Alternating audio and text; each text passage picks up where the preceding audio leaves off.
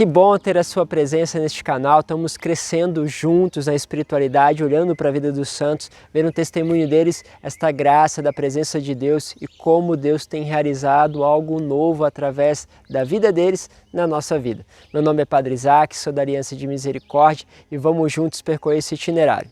Hoje eu quero falar para você de uma história de um santo conhecido como São Bernardo de Corleone, da Sicília, na Itália.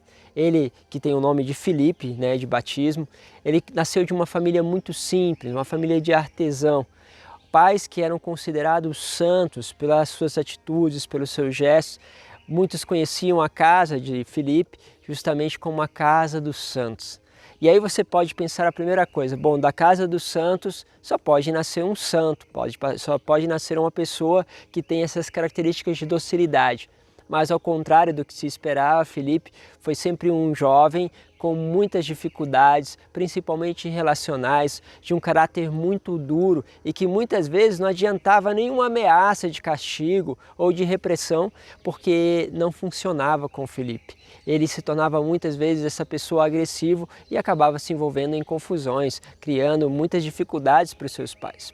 Talvez você que é pai já teve essa dificuldade, por mais que você imprima ali os caráteres, deseja ali que esses teus filhos possam viver este caráter, muitas vezes assim não acontece. Como nós temos pais que estão na igreja, que falam muito da palavra de Deus e que às vezes o filho escolhe por outro caminho, justamente pela dimensão do livre-arbítrio, que Deus permite que nós, de acordo com os nossos instintos, personalidades, vamos optando por outras coisas numa livre decisão, mesmo sabendo que isso talvez não seja o melhor dos caminhos a serem seguidos. Não foi diferente com aquele jovem, com Filipe.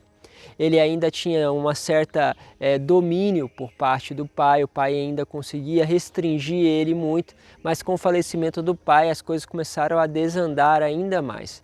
Ele deixa a profissão que ele tinha recebido de artesão, de sapateiro do pai e vai se tornar soldado. Agora imagine uma pessoa agressiva, uma pessoa que tem atitudes impulsivas, que agora se torna soldado e tem acesso a armas. Então acontece ali os desastres previsíveis. Então ele muitas vezes foi assaltado e as pessoas ameaçaram ele, ele matou essas pessoas que ameaçaram ele, envolveu-se em brigas, fazia duelos com outras pessoas, temperamento realmente muito agressivo e passou a ser conhecido esse temperamento por todos. Chegou uma tal situação que um dos inimigos dele, da qual ele muitas vezes trocava acusações, faleceu. Você acredite que ele foi no velório, lá estavam os parentes chorando a perca, né, desse ente, e ele foi lá e começou a rir daquele velório, rir das pessoas, rir do defunto que tinha realmente arrumado confusão com ele. Aquela situação tornou-se uma causa de indignação em toda a cidade.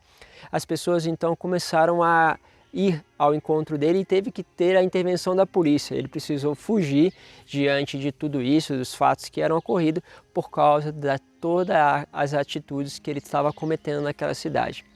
Diante disso, Deus interveio, provavelmente pela oração dos pais. Às vezes, pais, nós oramos, pedimos tanto pelos nossos filhos e parece que Deus não está respondendo ou não está vendo aquilo. Mas Deus está só precisando de uma oportunidade. E muitas dessas oportunidades acontecem quando as situações começam a se complicar muito, como foi o caso dele, que se viu fugindo de uma população e se viu fugindo também agora da polícia. As situações começaram a se tornar cada vez piores e isso causou nele um arrependimento das situações que ele tinha provocado, um remorso. E ele pediu a Deus que pudesse livrá-lo dessas situações e que assim dedicaria agora a fazer as obras boas pelo resto da sua vida. Imagine vocês que esse homem tentou entrar então no convento, tentou entrar numa congregação dos frades menores, capuchinhos. Chegou lá, é lógico, o superior sabia de toda a fama dele, não aceitou. Pediu que ele fosse até o provincial, que é alguém superior, né, a essa pessoa que cuida daquela localidade. O provincial cuida de uma localidade maior, né, de um domínio territorial maior, onde tem outros conventos, outros mosteiros e assim por diante.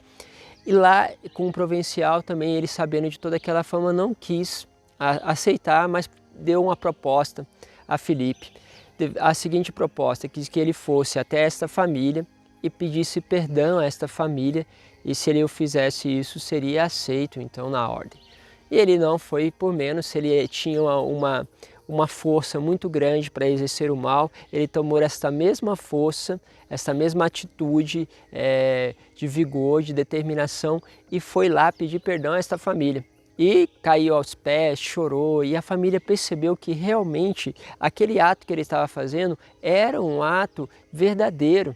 E a família passou a perdoá-lo. E aí ele entrou na ordem, e ao entrar na ordem, começou a exercer com toda a determinação a escolha por Deus. Vivendo uma vida muito penitencial, ele era considerado uma pessoa tão pobre na época, porque praticamente só tinha roupa, o hábito que ele vestia, e algumas poucas coisas. Eles consideravam que era como se fosse um São Francisco, que estava de volta nas cidades da Itália e que passava ali no meio deles. Tamanha era a pobreza e a escolha dele. Era espantoso para todos daquela região a mudança que estava ocorrendo. Esse homem era um homem que se voltava para a oração. Naquela época não era comum a comunhão diária, ele frequentava essa comunhão diária, fazia suas penitências, uma devoção muito grande à Virgem Maria e sobretudo à paixão de Cristo. Quando ele vivia isso, muitas vezes entrava neste mistério da paixão, experimentava deste mistério da paixão e muitas vezes recebeu visitas justamente de toda essa dimensão espiritual. Um grande santo, sem dúvida, com grandes ensinamentos, e ainda na sua vida resolveu escolher por aqueles que sofriam com as pestes, com as pragas e enfermidades que se espalhavam naquela região. Muitas vezes ia aonde ninguém queria ir e começou a ser visto pelo povo como um anjo que andava em meio aos doentes. Foi justamente aí, indo para essas cidades, que ele foi acometido pela doença, pela praga, e aí veio a falecer no dia 17 de janeiro, deixando um lastro extraordinário e uma graça que ficava a olhos vistos para todos de uma conversão extraordinária. Você tem experimentado esta conversão? Você tem passado pela vida daqueles que sofrem como um mensageiro de Deus, como um anjo do Senhor? Porque muitas vezes a gente é chamado a ir aonde ninguém quer ir, a nos colocar diante de situação aonde ninguém quer se colocar. Ali no seu trabalho tem pessoas que ninguém quer ficar próximo. Talvez você é chamado a estar mais próximo dessa pessoa. Talvez ali na sua faculdade tem amigos que muitas vezes ficam isolados, que tem pessoas que não se aproximam dele. Você pode ser um anjo na vida desta pessoa. Você precisa socorrer. Nós não temos talvez pragas como antigamente, embora passamos pelas dificuldades da pandemia, mas temos pragas que estão também interiorizadas, que destroem, que corroem, que levam à enfermidade interior, à solidão, à depressão, à angústia, o fechamento que muitas vezes vai entrando em muitos corações, e elas precisam ser visitadas por um anjo. Que São Bernardo possa nos ajudar neste caminho de visitar as pessoas que tanto precisam e, de forma especial, ir àqueles que ninguém quer ir, pelo simples medo de pegar a mesma doença ou mesmo de vir a falecer por causa dela. Não tenha medo, assim, de perder a sua imagem, de perder o seu prestígio, para encontrar pessoas que precisam da sua ajuda. Seja um anjo para elas. Deus vos abençoe pela intercessão de São Bernardo, em nome do Pai, do Filho e do Espírito Santo. Amém.